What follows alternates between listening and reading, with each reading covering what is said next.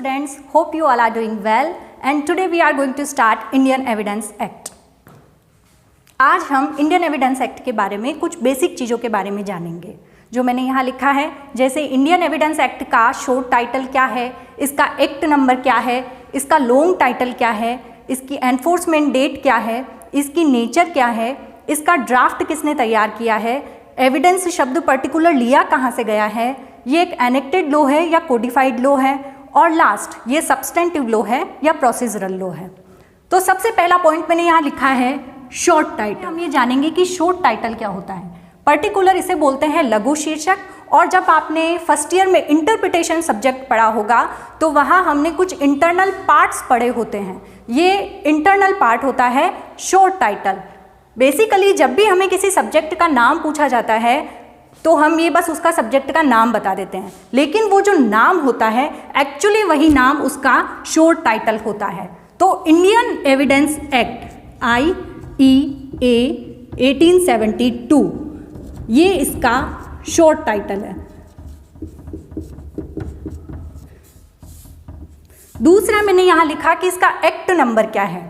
हर bare act को जब आप उठाकर देखेंगे तो उसमें एक्ट नंबर लिखा होता है, लेकिन बहुत कम लोग जानते हैं कि एक्ट नंबर एक्चुअली होता क्या है। जैसे ही आप बेयर एक्ट खोलेंगे पहली लाइन लिखा होगा इंडियन एविडेंस एक्ट, उसके नीचे लिखा होगा एक्ट नंबर। तो Indian Evidence act number 1 of 1872।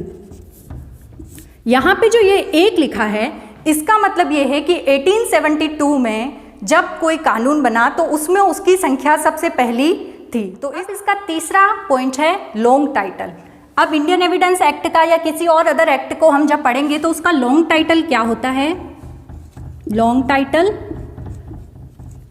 ये बेयर एक्ट में जब आप देखेंगे तो उसके नीचे एक्ट नंबर के नीचे लिखा होता है उद्देशिका या प्रीएम्बल। ये जो प्रीएम्बल लिखी होती है जिसमें ये लिखते हैं कि इस अधिनियम को समेकित किया जाता है, संशोधित किया जाता है या परिभाषित किया जाता है, means consolidate, amend and define. जब किसी एक्ट को कंसोलिडेट किया जाता है या उसको अमेंड किया जाता है या उसको डिफाइन किया जाता है तो वह उसका लॉन्ग टाइटल कहलाता है। तो इंडियन एविडेंस एक्ट का लॉन्ग टाइटल ये है कि भारतीय साक्ष्य अधिनियम को इस अधिनियम के प्रावधानों द्वारा समेकित किया जाता है, संशोधित किया जाता है, परिभाषित किया जाता है। अब इसके नीचे जब आप बेयर एक्ट पर चलेंगे तो यहाँ एक डेट लिखी आती है। जब बच्चे इसको पढ़ते हैं तो वो इसको एनफोर्सेबल डेट समझते हैं। एक्चुअली ये एनफोर्सेबल डेट नहीं होती है, ये कंसेंट डेट होती है। यहाँ जो डेट लिखी है इंडियन एविडेंस एक्ट में लिखी है 15 मार्च 1872। ये इसकी कंसेंट डेट है। इसकी एनफोर्सेबल डेट है या एनफोर्समेंट डेट है इसकी 1 सितंबर 1872। यानी इंडियन एविडेंस एक्ट 1872 1 सितंबर 1872 को लागू हुआ। इस तरह हमने इसकी बेसिक चीज़ें देखी है। सबसे पहले देखा है कि इंडियन एविडेंस एक्ट 1872 है, वो उसका लघु शीर्षक यानी शॉर्ट टाइटल है। उसके बाद उसकी एक्ट नंबर लिखी होती है, तो इंडियन एविडेंस एक्ट की एक्ट नंबर 1 है। फिर इसका लॉन्ग टाइटल आता है, वो बताता है कि इसको कब कंसोलिडेट, अमेंड और डिफाइन किया है, उसके बारे में बताता है। फिर आता है इसकी एनफोर्समेंट डेट, तो इंडियन एविडेंस एक्ट 1 सितंबर 1872 को लागू हुआ। अब फिफ्थ पॉइंट आता है इसका नेचर क्या है। नेचर, यहाँ मैंने एक टर्म लिखा है लेक्स फोरी। तो इंडियन एविडेंस एक्ट की नेचर लेक्स फोरी है। एक्चुअली लेक्स फोरी एक लैटिन टर्म है, लैटिन टर्म। इसका मतलब ये है कि इंडियन एविडेंस एक्ट को लागू करने के संबंध में प्रोविजन ये है कि जिस देश में किसी मामले को लाया गया है उसी देश की साक्ष्य विधि उस मामले पर लागू की जाएगी। ये इसका लेक्स फोरी नियम है।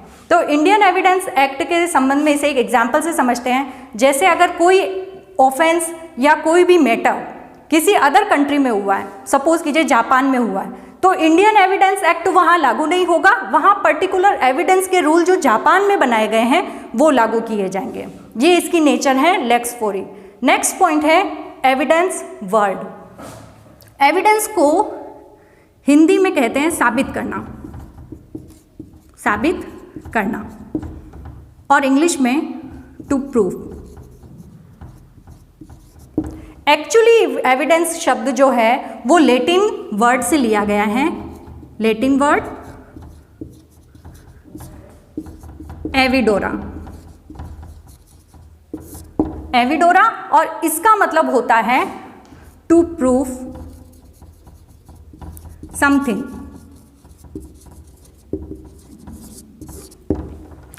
सेवंथ पॉइंट आता है इसका ड्राफ्ट। इंडियन एविडेंस एक्ट का ड्राफ्ट किसने तैयार किया? तो इंडियन एविडेंस एक्ट का ड्राफ्ट लॉर्ड स्टीफन ने, लॉर्ड स्टीफन ने तैयार किया। ये सारी इसकी बेसिक चीजें हैं। इसके बाद आता है कि Indian Evidence act enacted law है या कोडिफाइड लॉ है। तो इसको हम इस तरीके से समझेंगे,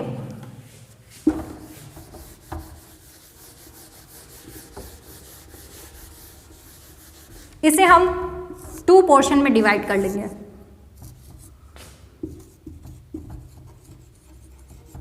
enacted law and the second one codified law. अब इंडियन एविडेंस एक्ट की नेचर एनेक्टेड लॉ की है। इसका मतलब ये हुआ कि किसी भी कानून को पहले सदनों के समक्ष रखना, सदन पार्लियामेंट या लेजिस्लेटिव, उसके समक्ष रखना, विचार विमर्श होना और उसके पश्चात उसे पारित करना, प्रेसिडेंट के उस पर हस्ताक्षर होना और उसके बाद वह कानून बन जाता है, लागू होना। अब दूसरा हमने देखा है कोडिफाइड लॉ क्या होता है। अब आप फाइनल ईयर के स्टूडेंट हैं तो आप इसमें सीपीसी एंड सीआरपीसी ये भी पढ़ेंगे।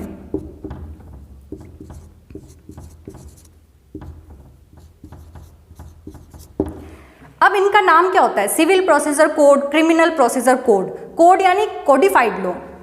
इसका मतलब ये हुआ कि जो विधियां पहले अलग अलग तरीके से बिखरी हुई थी उनको संहिताबद्ध कर लिया। कोडिफाइड का मतलब होता है संहिताबद्ध करना, उनको एक साथ जोड़ करके लाना। तो सीपीसी और सीआरपीसी के जो लॉ हैं उनको कोडिफाइड किया है। जो अलग अलग जगह बिखरे हुए थे उनको इकट्ठा करके एक कोड बना दिया है। जबकि एविडेंस एक्ट एनेक्टेड लॉ है, ये पूरी प्रोसीजर से होकर गुजरा है और उसके बाद सिग्नेचर होने के बाद ये एनफोर्स हुआ है। इसके बाद आता है कि यह सब्सटेंटिव लॉ है या प्रोसीजरल लॉ है।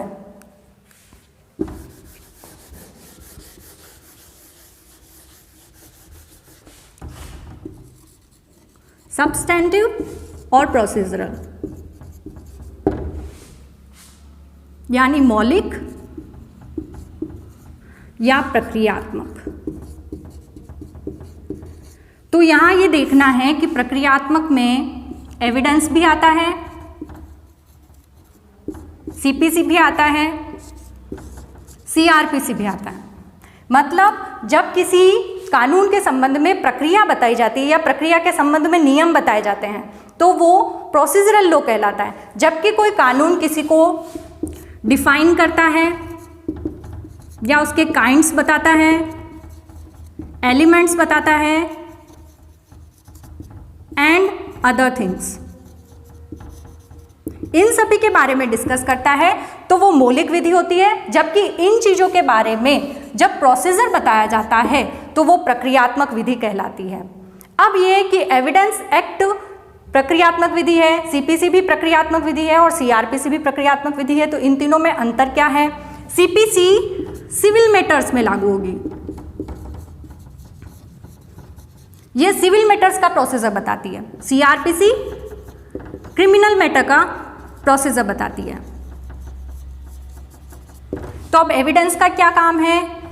एविडेंस साक्ष्य संबंधी नियम बताती है।